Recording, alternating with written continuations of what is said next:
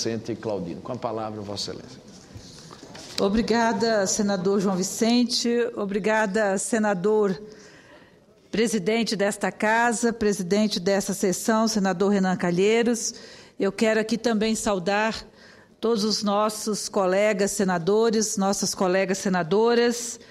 Eu quero aqui hoje me dirigir aos ouvintes da Rádio Senado, aos telespectadores da TV Senado, para falar de um tema muito importante, de um recente estudo da pesquisadora Leila Pozenato Garcia, do Instituto de Pesquisa Aplicada, o IPEA, que foi amplamente divulgado na mídia e atualizou os dados sobre a mortalidade violenta de mulheres e noticiou que a Lei Maria da Penha não reduziu essas mortes. Eu quero falar sobre isso porque merece uma análise também da nossa parte. Na verdade, o estudo traz importantes contribuições para a elaboração de políticas públicas em conformidade ao já detectado pela CPMI, que investigou a violência contra as mulheres, da qual eu fui a relatora. No entanto, considero problemática, senador Wellington, a afirmação de que a Lei Maria da Penha não previne as mortes de mulheres. Conforme o estudo do IPEA, no período de 2001 a 2011, houve um aumento no número de mortes femininas registrados no Sistema de Informação de Mortalidade, o SIM, do Ministério da Saúde. O número de óbitos de mulheres passou de 44.231 para 54.107. Isto é um alerta, porque as mortes de mulheres continuam aumentando e devem ser objeto de intervenção dos poderes públicos, como recomendado pela CPMI da violência contra a mulher. As mortes registradas no Sistema de Informação de Mortalidade não são por agressões, que incluem traumatismos acidentais, lesões autoprovocadas intencionalmente, agressões e eventos cuja intenção é indeterminada, isto é, causas mais amplas que a violência doméstica praticada por parceiro íntimo ou familiar, que é objeto da Lei Maria da Penha. Esse é o primeiro ponto a ressaltar. Repito, o SIM não traz dados desagregados que permitam dizer que todas essas mortes foram decorrentes de violência doméstica e familiar. Aspecto que considero relevante no estudo do IPEA é que ele traça um perfil das vítimas mulheres. Segundo aponta o estudo, 52,5% das mulheres mortas tinham entre 20 e 39 anos, ou seja, em plena juventude e idade reprodutiva. 47,5% foram de mulheres pardas e 7,5% de mulheres negras. Este dado revela a maior vulnerabilidade das mulheres pardas e negras, quando comparadas às mulheres brancas, cujo percentual foi de 44,2%. Além disso, 45,4% das mulheres possuíam baixa escolaridade, ou seja, tinham até 7 anos de estudo. Outro aspecto significativo apresentado é que 1/3 dos óbitos ocorreu nos finais de semana, em um percentual que chegou a 35,5%. Destes, 19,7% foram no domingo. Isto reforça as recomendações da CPMI para que as delegacias da mulher tenham plantão nos finais de semana, pois as mulheres morrem mais nos sábados e domingos, num percentual de 36% dos óbitos. Veja bem, senador Wellington, infelizmente, nos finais de semana, onde os companheiros, os maridos, eles muitas vezes se apropriam de bebidas alcoólicas, o que potencializa uma atitude machista desses homens que, ao chegar em casa, agridem as suas mulheres, as suas companheiras. Além disso, as armas de fogo foram responsáveis por 52,0% das mortes de mulheres, demonstrando a necessidade de que as medidas protetivas de suspensão ou restrição do porte de armas previstas na Lei Maria da Penha sejam, de fato, efetivadas. Além disso, senhor presidente, chamo a atenção para o fato de que é preciso rediscutirmos mais aprofundadamente o porte de armas em nosso país, pois, além das mulheres, jovens negros morrem massivamente como vítimas de armas de fogo. Ademais, o domicílio foi o local onde 27% das mortes ocorreram, revelando que o lar, a própria casa, não é um lugar seguro para as mulheres. Este dado é corroborado por inúmeros outros estudos e pelas denúncias do movimento feminista e de mulheres. Vossa Excelência, me permite uma parte? Antes de prosseguir, eu concedo a palavra ao senador Wellington. Eu serei breve, mas primeiro quero parabenizar Vossa Excelência, dizer do destacado trabalho que faz aqui na luta por vários temas importantes, mas principalmente em relação às causas das mulheres. Um deles no combate à violência contra a mulher. Ainda hoje aqui, na presidência do Senado, nós recebemos a Frente Parlamentar contra a Impunidade, e ali foi apresentado pela deputada Keiko, com mais, teve lá o senador Pedro Táxi, eu também tive a oportunidade de estar lá com o senador Renan, onde várias entidades entregaram mais de 150 mil assinaturas pedindo uma legislação que possa cuidar da impunidade, ou seja, arma de fogo, bebida, trânsito, impunidade, ou seja, alguém que vai, mata, sim, espanca e nada acontece. Sim. E isso vai só agravando. Mas eu queria dizer que eu também entendo, longe de pensar nesse aspecto, dessas várias formas, que a Lei Maria da Penha não funcionou.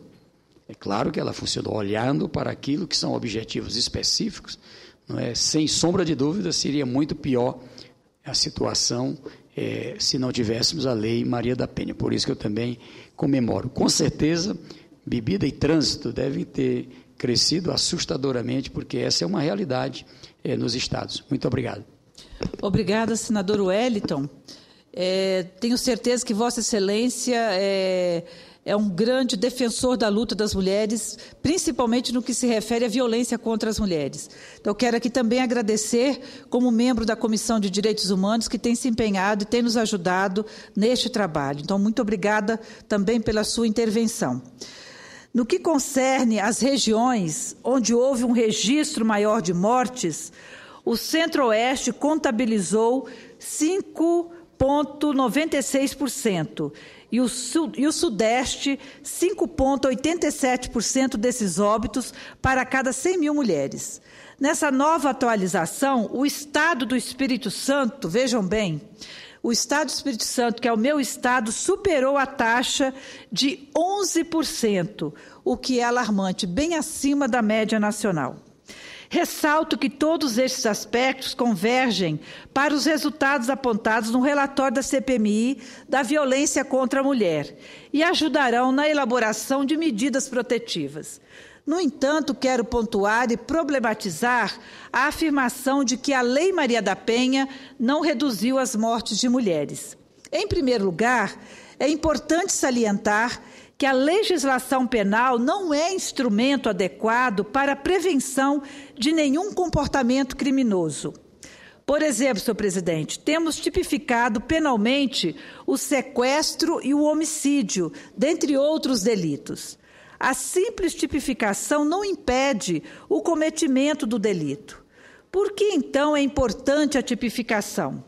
A tipificação é importante porque é uma afirmação simbólica de que há comportamentos que não têm aceitação social, que são rejeitados pela sociedade e que seu cometimento será punido. Assim, a lei penal tem uma importância simbólica para a convivência social. Essa é a razão pela qual a CPMI propôs a tipificação do feminicídio. É importante nominar como feminicídio a morte de mulheres em razão de gênero. Com isso, chama-se a atenção da sociedade para um crime com um nítido recorte de gênero. Ressalta-se que o IPEA apoia a nossa proposição. Um segundo aspecto que eu quero aqui ressaltar, pelo qual considero problemática a afirmação de que, após a vigência da Lei Maria da Penha, não houve mudanças significativas na redução das taxas de feminicídio, é o fato de que o registro de agressões no SIM, como mencionei inicialmente, é amplo, incluindo diversas modalidades de agressão, e nem todas estão relacionadas à violência doméstica e familiar contra a mulher. Assim, mesmo com as correções efetuadas pelo estudo, penso que a afirmação, apesar de sua contundência, deveria ter sido antecedida de pesquisas que, de fato, analisem especificamente as mortes de mulheres em conformidade ao estabelecido na legislação de violência doméstica. O próprio IPEA, senador Inácio Arruda, no estudo realizado, afirma que, abro aspas, os óbitos por agressões foram selecionados a partir dos códigos das causas básicas existentes na CID-10, Catalogação Internacional de Doenças, não sendo possível definir se forem causados por violência contra a mulher. Fecho aspas. Tanto é assim que o IPEA está propondo que o Ministério da Saúde crie um mecanismo específico para registrar as mortes decorrentes de violência doméstica. Considero absolutamente importante essa proposição que se encontra na Câmara dos Deputados, pois só assim os dados de mortes ocasionados por violência doméstica e familiar poderão ser melhor analisados. Assim, faço aqui o meu apelo ao Ministério da Saúde para que estude a possibilidade de criar um mecanismo no registro do Sistema de Informações sobre Mortalidade para aferir sua relação com a violência doméstica e familiar. Isso, no entanto, não invalida o estudo do IPEA, mas problematiza a sua afirmação quanto à Lei Maria da Penha. Como se sabe, a Lei Maria da Penha criou importantes medidas de proteção às mulheres em situação de violência doméstica. As medidas protetivas de urgência, que têm por finalidade responder imediatamente a uma situação de risco e de gravidade em casos de violência doméstica e familiar contra a mulher. Essas medidas são várias e podem ser concedidas simultaneamente. Muitas mulheres são protegidas pelas medidas, mas há notícias também de que algumas, apesar de possuírem medidas protetivas, são mortas pelos companheiros ou ex-companheiros. Isto revela a necessidade de que as medidas precisam ser garantidas através da prisão preventiva do agressor ou da atuação policial quando houver quebra da medida. Além disso, a Lei Maria da Penha prevê uma série de medidas de prevenção que também necessitam ser implementadas pelos poderes públicos e instituições privadas.